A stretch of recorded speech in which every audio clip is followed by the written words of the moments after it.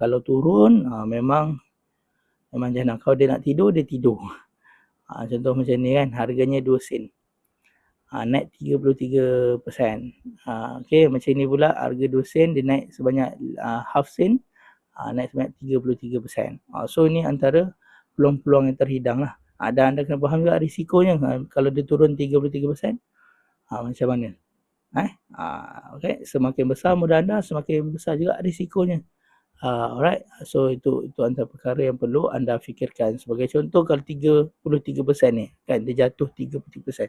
Kalau modal anda RM100, anda dah rugi berapa? RM33, 30 sen. Macam itu.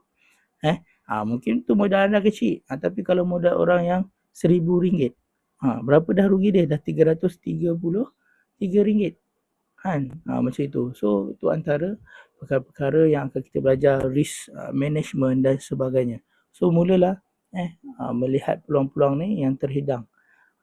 Okey, so seterusnya kalau anda tengok dekat sini, nampak ada yang hijau, ada naik 16% macam ni kan.